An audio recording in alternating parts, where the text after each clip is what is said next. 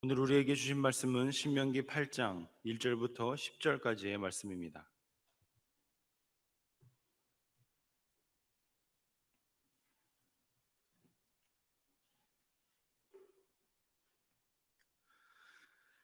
신명기 8장 1절부터 10절까지의 말씀 봉독하겠습니다.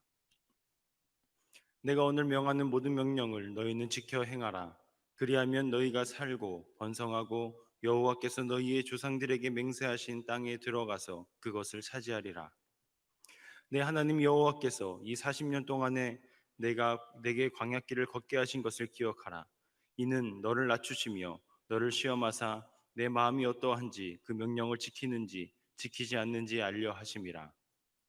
너를 낮추시며 너를 줄이게 하시며 또 너도 알지 못하며 내 조상들도 알지 못하던 만나를 내게 먹이신 것은 사람이 떡으로만 사는 것이 아니요 여호와의 입에서 나오는 모든 말씀으로 사는 줄을 내가 알게 하려 하심이니라.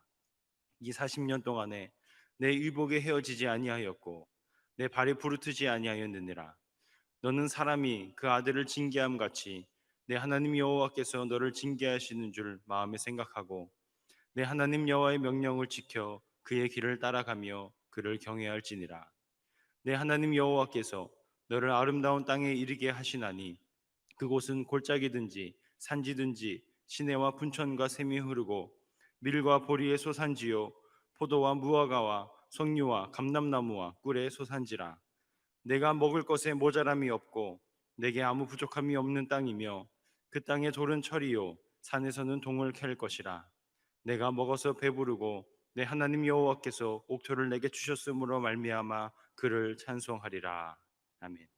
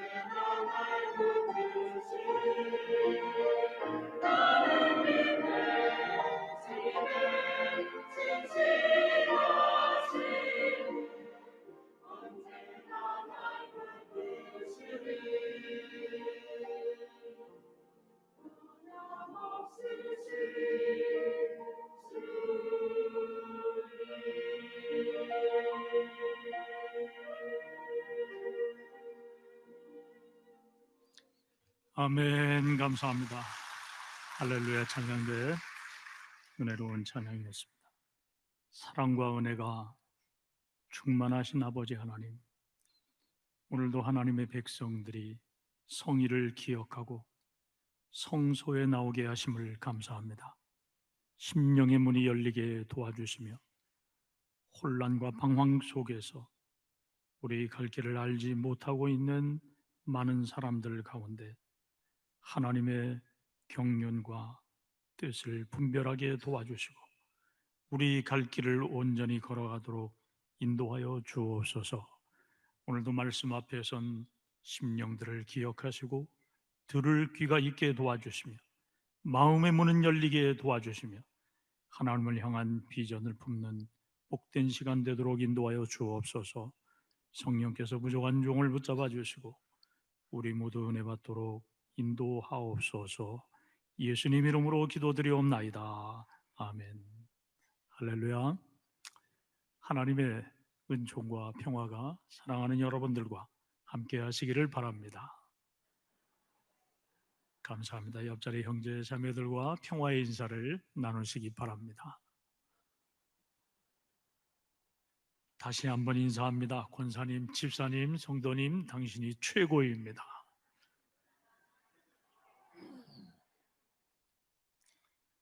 그래요. 최고라는 자존감을 가지고 살아야 될 줄 믿습니다. 1998년 11월 어느 날 대한민국은 충격 속에 빠졌습니다. 국가 부도 사태를 맞아서 IMF라고 하는 기구로부터 돈을 빌려와야 했기 때문입니다. 그런데 돈을 빌려주는 사람은 다시 그 돈을 되돌려 받을 수 있는 방법을 찾아놓고 빌려주는 거예요. 그 IMF가 우리 한국의 정부에다 돈을 빌려주면서 조건이 뭐였나 하면 기업을 구조조정하라는 거였습니다. 그 구조조정을 하지 않으면 돈을 빌려주지 않겠다는 겁니다. 그래서 울며 겨자 먹기로 방만한 한국 경제에 문어발식 기업 경영을 해왔던 그런 모든 기업들을 다 정리를 하는 거예요. 이제 직원들을 해고해야 됩니다. 어느 날 아침에 직장을 잃어버렸습니다. 기업은 부도가 납니다. 온 세상이 환란 가운데 빠졌습니다. 절망하고 고통을 호소하고 가정이 망가지고 경제 주권을 상실한 그런 치욕적인 일을 1998년에 당했습니다. 저는 그때 부목을 하고 있었던 때였는데 사람들의 그 삶의 의식 구조를 제가 관찰을 했어요. 그랬더니 사람들은 어렵다라고 하는 이유로 마땅히 해야 될 도리와 의무를 너무 쉽게 포기하는 겁니다. 이유는 이런 겁니다. 에이, IMF인데 뭐 이렇게 하며 모든 것들을 포기하고 무시하고 소홀한 그런 삶의 태도를 나타내는 것을 봤어요. 정직하지 않은 태도이지요.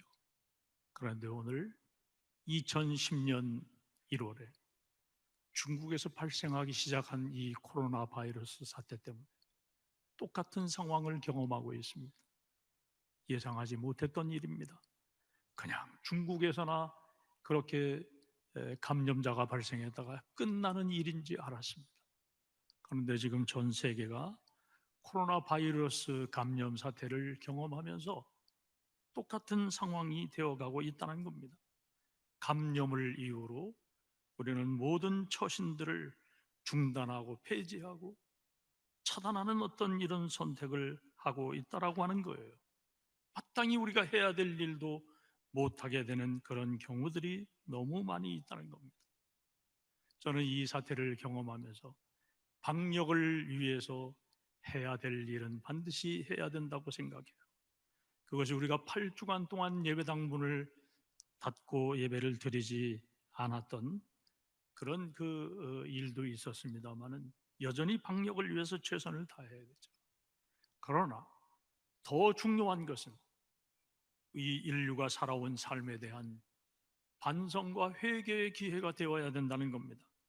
이렇게 살아서는 안 되겠구나 라는 반성과 회개가 전제되어야 됩니다. 우리 삶의 현실에 대해서 진지한 회개와 돌아섬이 있어야 됩니다. 인류가 그동안 이룩해온 위대한 문명, 그것은 인간을 교만하게 만들었고 하나님을 떠나게 했을 뿐만 아니라 할 수 없는 일도 가능하도록 만드는 그런 결과를 초래해 왔습니다. 그러나 지금 생각해 보면 바이러스를 차단하고 퇴치하기 위한 방법이 있습니까? 마스크 쓰고 다니는 것, 거리 두기 하는 것, 이 원시적인 방법이 유일한 대안입니다. 우리 지금 이렇게 살아가고 있어요. 그동안 인류는 인간의 무한한 가능성을 믿고 달려왔습니다. 남극과 북극을 지나서 우주로 관심을 돌렸습니다. 강대국을 중심으로 우주 과학 기술을 개발하며 달에도 갔다 오고 화성도 탐사하고 여러 일들을 지금 하면서 관심의 그 영역을 넓혀가고 있었던 것이 사실입니다. 엊그제 제가 재미있는 뉴스 하나를 봤어요. 유엔이 정한 우주의 그 소유권, 달이라든가 화성이라든가 이 소유권을 아무도 개인이 소유하지 못하도록 그렇게 유엔 어떤 그 기구에서 결정을 했어요. 단체나 국가가 우주의 행성을 소유할 수 없다. 인류의 자산이다. 그렇게 그 결정을 했다는 겁니다. 그런데 미국의 어떤 사람이 그러면 개인이 소유해도 되는구나. 여기에 착안해서 그 달이라든가 화성이라든가 이런 행성을 소유할 수 있도록 하는 법안에 내어서 그게 통과가 되었어요. 그래서 이 사람이 1200평을 단돈 3만 원에 판매를 한 거예요. 예? 그 증서는 그 지도를 그려주는 방식으로 해서 예? 그렇게 해서 달과 화성 이런 지역을 1200평에 팔았대요. 그래서 이 사람이 71억 원의 돈을 벌었다. 현대판 봉이 김선달이다. 뭐 그렇게 이야기를 하는 그 기사를 제가 봤는데, 더 넓게 보면 아마도 미국이 그 소유권을 그렇게 만들어 가고자 하는 그런 정책을 쓰는 것 같다, 이런 생각을 해봅니다. 참 재미있는 그러한 이야기예요. 자, 그렇다 하더라도 지금 우리가 당하고 있는 이 코로나 바이러스 사태, 유일한 해결책은 없어요. 감염을 피할 방법만 생각하고 있다는 겁니다. 그래서 비대면을 강조해요. 매스컴을 이용하라는 거죠. 매스미디어를 활용하라는 겁니다. 교회가 마치 코로나 바이러스의 감염 원인이 되는 곳으로 그렇게 지목을 해서 오해를 하게 하는 그런 일도 세상에 참 많이 있는데 너무 불편합니다. 우리가 이 시간 중요하게 여겨야 될 것은 우리가 그동안 어떻게 살아왔는지, 우리 삶의 문제는 무엇인지, 왜 인간이 손쓸 수 없는 이런 상황에 직면했는지, 보이지 않는 바이러스를 두려워해야 되는 이유를 우리들이 분명히 알아야 된다는 겁니다. 그것은 다른 것이 아니에요. 근본으로 돌아가야 됩니다. 인류가 문명사회를 이룩했지만 바이러스 문제를 해결하지 못하는 이 한계를 절감하는 이때에 하나님께로 돌아가야 된다는 거예요. 하나님께로 돌아가는 것은 겸손한 삶의 태도를 갖는 겁니다. 교만을 버리고 방만한 삶을 내려놓는 거예요. 인간이 그동안 발전시켜왔던 그 지혜와 과학적인 사고체계를 내려놓는 겁니다. 하나님에게로 돌아가는 것이 중요해요. 오늘 읽은 이 말씀도 마찬가지입니다. 이스라엘 백성들이 광야를 유랑하면서 가나안 정복 기간에 있었던 내용을 교육하고 있는데, 신명기 저자가 강조하는 것은 광야 생활에서 하나님이 이스라엘 백성들을 돌보시고 좋은 땅을 주신 이유를 설명합니다. 그리고 가나안 땅에 정착 생활을 할 때 하나님을 버리고 포기하거나 교만하지 않도록 교훈하는 그런 내용을 지금 말씀하고 있어요. 하나님의 그 사랑을 소개하면서 하나님께서 이 백성들을 버려두시지 않았고 그 백성들을 늘 관심 가지고 지키셨음을 역사적인 사건을 예로 들어서 설명해요. 궁핍했던 그런 고난의 시절과 또 하나님께서 그들을 복 주셔서 인도하셨던 그런 내용을 가르치고 있어요. 오늘 문명 세계를 살아가고 있는 우리들이 이 말씀을 통해서 우리의 바른 삶이 무엇인가라고 하는 것을 깨달아야 할 것이며, 이 말씀 속에서 내가 살아가는 삶의 방법, 그것에 대한 신앙 고백을 해야 된다고 생각을 합니다. 우리가 삶을 반성하고 결단한다고 할 것 같으면 어떤 삶으로 내 인생을 전개해야 된다고 생각을 하십니까? 먼저 인생의 고난을 기억하며 살아야 됩니다. 이걸 여러분들은 오늘 신앙 고백적인 측면에서 하나님, 인생의 고난을 잊지 않고 살아가겠습니다, 이렇게 말씀을 바꾸면 되는 겁니다. 신명기 저자는 이스라엘 백성들에게 고난의 문제를 언급합니다. 왜 고난의 문제를 언급할까요? 그들의 목적과 삶의 방향을 잊지 않도록 하기 위해서였습니다. 이스라엘은 지금까지 광야길을 걸었던 고난을 반드시 기억해야 됩니다. 고난을 기억한다는 것 쉬운 일 아니지요. 우리는 그걸 지워버리려고 하는 생각이 있어요. 다시 그 고난의 상황이 찾아오지 않기를 바라는 마음으로 그렇게 합니다만, 이 고난을 비롯한 삶의 흔적에 대해서 기억을 하는 가장 좋은 방법은 기록으로 남기는 거예요.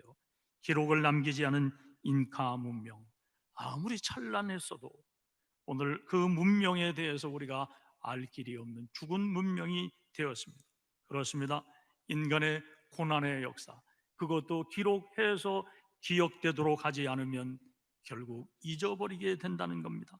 신명기 저자는 고난 속에 이스라엘 백성들을 함께 하시고 인도하신 하나님의 그 목적과 의도가 있다라고 하는 것을 분명히 가르치고자 하는 그런 목적이 있어요. 하나님은 언제나 고난당하는 백성들과 함께 하셨어요. 고난 속에는 교훈이 있고 진리가 있다라는 거예요. 이 고난을 잘 이해하고 그 고난의 삶을 승리한 사람은 다시 실패하지 않아요. 이스라엘 백성들의 광야 40년을 생각해 봅시다. 그들 삶에 편안한 날이 더 많았겠습니까? 형통한 날이 더 많았겠습니까? 고난당하는 날이 더 많았죠. 그래서 그들도 원망하고 불평하고 때로는 미워하고 싸우고 탄식했습니다. 안락한 삶에 대한 그리움이 왜 없었겠습니까? 다 같은 인간인데 그럴 수 있단 말이에요. 그렇게 40년을 지내는 동안 그들의 삶은 불투명했습니다. 이것이다 라고 하는 것이 보이지 않았다는 거예요. 그래서 그들은 때로 우상 숭배에 빠지게 되었고 하나님의 약속을 저버리는 결과를 초래한 것을 볼 수가 있어요. 마실 물과 먹을 양식이 그들을 고난에서 해결해 줄 수 있을 것이라고 하는 유일한 수단이라고 생각을 했는데 그것마저 충족이 되지 않았습니다. 우리는 지금 코로나 광야에 머물러서 방황하고 있습니다. 어느 누구도 그 길과 방향을 예측하지 못합니다. 이 고난의 시기에 하나님의 이름을 불러야 된다는 것을 기억하십시오. 코로나 이 시대는 IMF 시대와 같은 그런 모습이 나타나고 있다라고 하는 겁니다. 우리가 형통한 날에만 하나님의 이름을 부르는 것이 아니라 고난의 날에도 하나님의 이름을 불러야 돼요. 그런데 그 하나님의 이름을 부르는 감정이 다르지 않아야 된다는 겁니다. 고난의 세월이나 형통한 세월이나 하나님의 이름을 부르는 감정이 똑같아야 된다는 것을 기억하세요. 고난의 날에 원망과 불평이 섞인 그 감정으로 하나님의 이름을 부르는 것이 아니라 하나님께서 우리를 형통하게 하셨던 그 세월에 불렀던 하나님의 이름, 그런 감정을 오늘에 되살릴 수 있게 되기를 바랍니다. 하나님은 이스라엘을 광야 40년 동안 버려두시지 않았어요. 기적을 나타내셔서 용기를 갖게 하셨고 사는 즐거움과 기쁨을 맛보게도 하셨습니다. 신명기 저자는 이스라엘이 이것을 기억해야 된다는 것을 강조하고 있어요. 그런데 사람이 어디 그렇습니까? 우리 이런 말 하잖아요. 10번을 잘하다가도 한 번 잘못하면 그 한 번 잘못한 것 때문에 10번 잘한 것을 그냥 다 수포로 돌리게 되는 경우들이 허다나는 이야기를 해요. 그렇습니다. 한 번의 실수를 통해서 과거에 좋았던 것을 지워버리고 잊어버리는 그런 어리석임이 우리에게 없어야 됩니다. 신명기 저자는 과거의 고난 때문에 하나님에 대한 부정적인 감정이 생기지 않도록 가르치고 있다는 거예요. 그 백성들이 당한 고난은 단련시키고 시험하기 위한 목적이었다는 거죠. 고난을 통과한 사람은 하나님에 대한 온전한 믿음을 갖게 됩니다. 생각해 보세요. 우리가 고난을 당하는 것, 내가 언젠가 무용담을 멋있게 이야기하기 위해서 고난을 당합니까? 그 고난이라고 하는 것은 내가 원하는 것이 아니지만 어느 날 내 삶에 찾아와서 내가 해결하지 않으면 안 되는, 내가 감당하지 않으면 안 되는 내 삶의 현실이 되는 경우가 많이 있어요. 그런데 이 고난의 문제를 잘 생각해 보면 고난에는 뜻이 있고 길이 있어요. 저는 이렇게 생각할 때가 많습니다. 육체의 장애를 안고 살아가는 사람, 그 사람들이 정상인보다 더 훌륭하고 멋지게 살아가는 경우들이 많이 있습니다. 그렇게 자기 인생의 한계를 극복해내면 정상인들이 성공해서 영광을 누리는 것보다 몇 배의 영광을 누린다고 생각을 해요.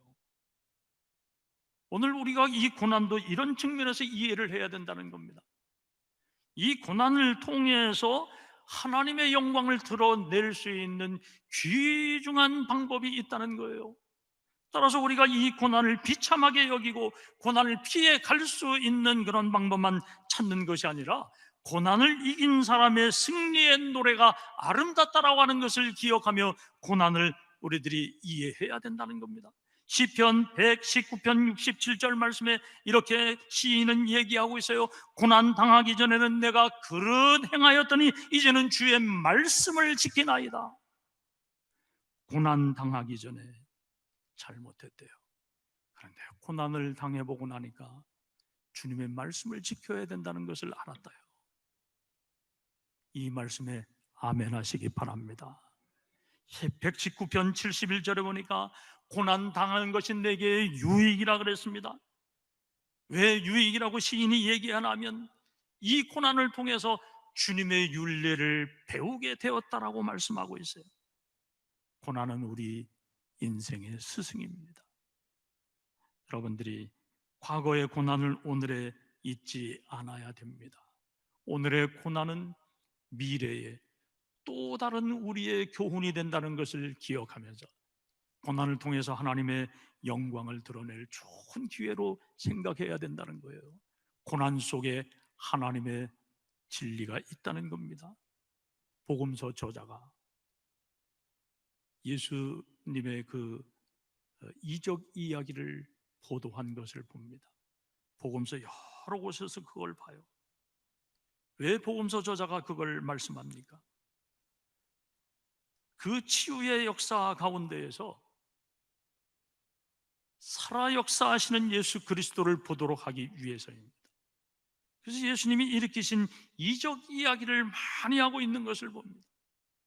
오늘도 마찬가지입니다.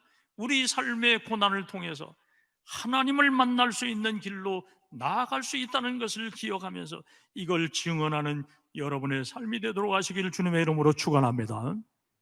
다음으로 하나님 말씀대로 살아야 합니다. 이걸 신앙 고백적으로 말하자면 하나님, 제가 하나님 말씀대로 살겠습니다 라고 바꾸어야 되는 거예요.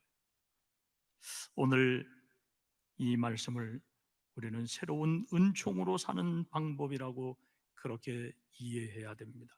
3절 말씀해 보면 주께서 너희를 낮추시고 굶기시다가 너희도 알지 못하고 너희 조상도 알지 못하는 만나를 먹이셨는데 라는 말씀이 나오는 것을 볼 수가 있습니다. 하나님이 이스라엘 백성들에게 내려주신 만나는 지금까지 그들이 본 적이 없는 거였어요. 먹어본 사람도 없었어요. 전혀 새로운 것이었습니다. 새로운 것을 발견한 신기한 모습을 이들이 경험하는 겁니다. 출애굽기 16장 말씀에 이렇게 강조하고 있습니다. 안개가 걷히고 나니 이럴 수가, 광야 지면에 마치 땅 위의 서리처럼 보이는 가는 쌀아기 같은 것이 덮여 있는 것이 아닌가? 이런 감탄의 이야기를 이 백성들이 하게 되었습니다. 이스라엘 백성들은 이것이 무엇인지 몰라서 이렇게 이야기를 합니다. 도대체 이게 뭐야? 이게 뭐지? 이게 뭐지? 그게 만후라고 하는 거예요.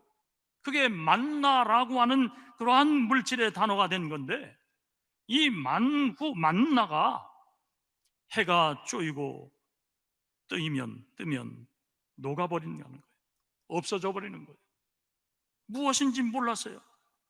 이것이 바로 하나님의 은혜라고 하는 거예요. 사람의 경험이나 지식으로는 이해되지 않아요. 은혜의 완전함을 감사하고 찬양할 뿐이라는 겁니다. 하나님의 은혜라는 것, 하나님이 일하시는 방법이라고 하는 것은 똑같은 것을 반복하시지 않는다는 겁니다. 배고픔을 해결할 때 전혀 새로운 것으로 놀라게 하시는 하나님, 만후를 외치게 하시는 이 하나님의 이런 은총을 우리들이 보아야 되는데, 이것이 새로운 은총이라는 겁니다. 우리는 새로운 것에 대해서 호감을 나타냅니다. 그래서 새로운 은총으로 살기를 원한다면 하나님의 말씀으로 살아야 된다는 거예요. 오늘 말씀이 강조하는 것, 이 백성들에게 만나를 내려주신 목적이 뭡니까? 배고픔을 해결하기 위해서 만나를 내려주신 것이 아니에요. 그런 차원의 것이 아니라는 겁니다. 만나를 내려주신 근본적인 의미는 이 백성들로 하여금 하나님의 말씀대로 살아가도록 하기 위한 것이었어요. 그것이 목적이었습니다. 조금 전에 복음서 이야기를 했습니다만, 왜 복음서 저자들이 예수님의 치유 이야기를 많이 할까요? 그 치유 이야기를 통해서 예수님이 하나님의 아들 구세주라고 하는 것을 증언하기 위해서 복음서 저자들이 치유 이야기를 많이 하는 거예요. 하나님을 우리들이 진정으로 섬기고 그 하나님의 말씀을 존중히 여긴다면, 만나를 손에 든 이 백성들이 하나님 말씀대로 살아야 되겠다는 결심을 해야 된다는 겁니다. 인생을 살아가는 데 있어서 만나가 필요하죠. 그러나 만나가 수단이나 목표가 되면 어리석은 인생이 된다는 것 또한 알아야 됩니다. 분명한 것은 만나를 통하여 하나님의 말씀대로 살아가도록 가르치셨다는 겁니다. 따라서 우리가 이 만나를 바라보면서 삶의 목표와 관점이 바뀌어야 되는 건데, 새로운 은총으로 살기를 원하는 그러한 마음들이 우리에게 있어야 된다는 거예요. 그러자면 어떻게 해야 될까요? 삶의 과정과 방법을 바꾸어야 되겠지요. 그 삶의 과정과 방법을 바꾸는 것은 힘들고 어렵다는 이유로 세상 사람들이 살아가는 똑같은 방법으로 살아서는 안 된다는 겁니다. 세상 사람들과 다른 방법으로 살아가는데 너무 힘들다고 이야기하는 경우들이 많이 있어요. 지킬 것 다 지키고 행할 것 다 해서는 사업도 직장 생활도 못한다, 이런 이야기를 하는 사람이 있는데, 반대로 지킬 것 다 지키고 행할 것 다 하면서 거룩한 영성으로 잘 살아가는 그리스도인들, 모범적인 그리스도인들이 많이 있다는 겁니다. 하나님께서 이 백성들에게 만나를 주신 것은 만나 중심으로 살아가는 것이 아니라 하나님 말씀 중심으로 살아가는 거예요. 하나님의 말씀이 우리 삶을 회복한다라고 하는 것을 기억하도록 하기 위해서 신명기 저자가 이 설교를 강조하고 있는 겁니다. 하나님의 말씀대로 살다가 보면 하나님께서 우리들의 입을 통해서 만후를 외치게 하는 놀라운 은총을 체험하게 된 날이 온다는 것을 기억하는 여러분 되시기를 주님의 이름으로 축원합니다. 끝으로 우리 인생은 감사하면서 살아야 됩니다. 자, 이것을 신앙 고백적으로 표현하면, 하나님 감사하면서 살겠습니다, 이 고백이 되는 거예요. 사람은요, 같은 장소 같은 경험을 해도요, 느끼는 것이 다르고 보는 것이 달라요. 그래서 나중에 이야기를 해보면 나는 기억을 하지 못하는데 그때 같이 있었던 또 다른 사람은 내가 기억하지 못하는 것을 보고 이야기하는 경우가 있어요. 그래서 어떤 사람은 평범한 것 속에서도 진리를 터득하지만 어떤 사람은 그것을 놓치고 지나가는 경우도 많이 있어요. 그래서 인생을 허비할 수도 있는 것이지만 그 인생을 값지게 만드는 그런 경우도 우리가 많이 봐요. 성경에서 에서와 야곱을 비교하는데 이 에서라고 하는 사람은 자기 인생에 중요한 것이 무엇인지 잘 모르는 사람이었습니다. 그건 관찰력이 그만큼 떨어진 사람이었다는 거죠. 그러나 야곱은 달랐습니다. 자기 인생에 있어서 중요한 것이 무엇인지 분명히 알았던 사람이에요. 그 사람은 관찰력이 뛰어난 사람이었다는 겁니다. 오늘 읽은 이 본문은 이스라엘 백성들의 삶의 관점이 어디에 있어야 하는지 그걸 가르치고 있어요. 즉 일상생활 속에서 반복되는 것을 소홀하게 여기지 않도록 가르치고 있다는 거예요. 이스라엘 백성들의 광야 40년 이야기를 해요. 그 광야 40년은 왕궁에 있는 사람처럼 화려하고 맛난 음식, 좋은 옷을 입고 살았던 그런 시절은 아니었다는 겁니다. 그렇지만 헤어진 옷을 걸치지 않았고 40년 동안 뜨거운 태양 아래서 걸어갔지만 발이 헤어지는 일이 없었다는 겁니다. 이렇게 이 백성들로 하여금 일상생활 속에 감사의 조건을 기억하도록 만드는 거예요. 굶주림 속에서 그들이 살았지만 굶어 죽은 사람이 없다는 겁니다. 평범한 일상생활 속에서 감사할 것을 찾고 찬양하도록 하는 거예요.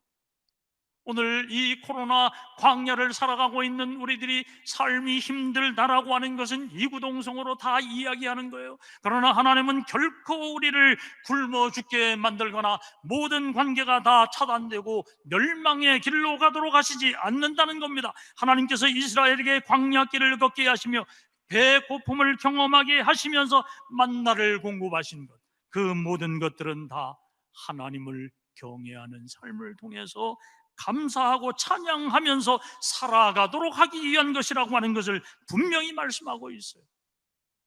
감사하는 사람, 겸손한 사람인 줄 기억하시기 바랍니다.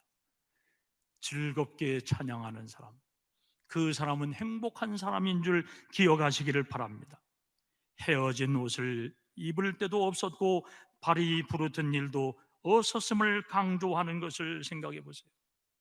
만나를 거둘 때에도요, 쌓아놓고 풍성하게 먹도록 그렇게 만나를 주신 것이 아니에요. 일용할 양식을 내려주셨어요. 그러니 이것은 무엇을 말씀합니까? 일상생활 속에서 하나님의 말씀에 근거해서 살 때 감사할 일이 넘친다라고 하는 것을 강조하고 있는 거예요. 그것이 만나를 내려주신 근본적인 목적인데, 이 백성들이 물질의 풍성함 때문에 하나님 앞에 감사하는 것이 아니라는 거예요. 그렇죠? 일용할 양식밖에 주신 것이 없는데, 그것이 만나였는데, 오늘 먹고 나면 내일은 또 무엇을 먹어야 될까 염려할 수밖에 없는 상황이었는데, 그 만나를 통해서 찬양하고 감사하는 생활을 가르치고 있다는 거예요. 하나님 말씀대로 사는 사람의 삶을 여러분들이 생각해 보세요. 감사할 일이 더 많겠습니까? 아니면 절망할 일이 더 많겠습니까? 당연히 감사할 일이 많아요. 하나님의 말씀대로 살면 그 삶이 고상해집니다. 품위가 있어져요. 말하는 것도 달라요. 거친 행동을 하지 않습니다. 교만한 태도를 나타내지 않아요. 그것이 내가 감사하고 찬양해야 될 이유라는 거예요. 여러분, 일상생활 속에 하나님의 말씀의 뿌리를 심으시기를 바랍니다. 그 말씀의 뿌리는 나로 하여금 존귀하게 할 뿐만 아니라 감사하는 삶, 찬양하는 삶이 되게 한다는 것을 기억하시기를 바랍니다. 물질의 감사가 아니에요. 만나를 주신 것은 물질의 감사가 아니라 일용할 양식, 평범한 생활 속에서 감사하는 삶의 태도를 잊지 않도록 내려주시는 은혜라는 거예요. 이 은혜를 터득하고 작은 것에도 큰 것까지 감사하는 삶을 살아가는 성도들이 되시길 주님의 이름으로 축원합니다. 결론을 말씀드립니다. 하나님은 이스라엘 백성들로 하여금 고난을 기억하게 하셨습니다. 다음으로 하나님의 말씀대로 사는 백성이 되도록 요구하셨어요. 그 다음 일상생활을 감사로 채우는 삶이 되도록 하셨어요. 그렇게 하면 그들에게 좋은 땅을 주시겠다는 겁니다. 그 좋은 땅을 그들은 젖과 꿀이 흐르는 땅이라 그렇게 이야기를 했는데, 마실 물도 풍성할 뿐만 아니라 먹을거리도 풍부하고 생활에 필요한 도구를 만들 금속도 넉넉하게 될 것이라고 말씀하고 있어요. 그렇지만 그들이 바라보는 이 좋은 땅, 젖과 꿀이 흐르는 땅은 우리 관점에서 보면 선망의 대상이 되는 땅은 아니에요. 성지 순례를 다녀오신 분들은 이야기해요. 우리나라가 복받은 나라라고. 그만큼 삶의 조건이 그들에게 척박하다라고 하는 것을 말하는 것이죠. 신명기 저자의 강조점은 거룩한 땅, 약속의 땅에 사는 이스라엘 백성들은 책임이 있다는 겁니다. 우리가 이것을 알아야 돼요. 거룩한 땅은 하나님의 말씀을 따라서 살아가는 사람이 만드는 겁니다. 우리는 거룩한 백성으로 살아가도록 성도로 부름을 받았어요. 따라서 교회는 거룩한 사명이 있는 겁니다. 세상을 향한 거룩한 사명이 있어야 돼요.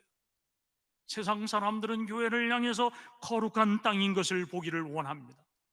하나님만 우리에게 그것을 요구하는 것이 아니에요. 교회가 더 잘하기를 기대합니다. 따라서 우리가 이 세상을 향한 사명이 있다는 생각을 하면서 교회를 향해서 방역을 더 요구하고 있는 세상의 그 요구를 또 한편으로 이해해야 된다는 겁니다.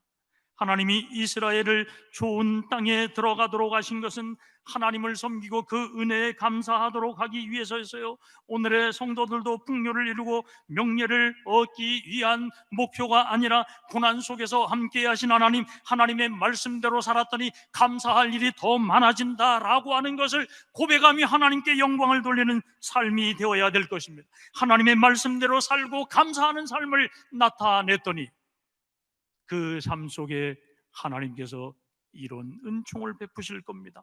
우리의 입으로 이스라엘 백성들이 만나를 발견했을 때 외쳤던 것처럼 만후 만후를 외치면서 하나님의 말씀대로 살아야 되는 그 이유를 분명하게 알게 하시는 날이 오게 될 것이라는 겁니다. 여러분의 입으로 만후 만후, 이것이 무엇이지, 이것이 무엇이지, 이것을 외친 날이 오게 되기를 주님의 이름으로 축원합니다.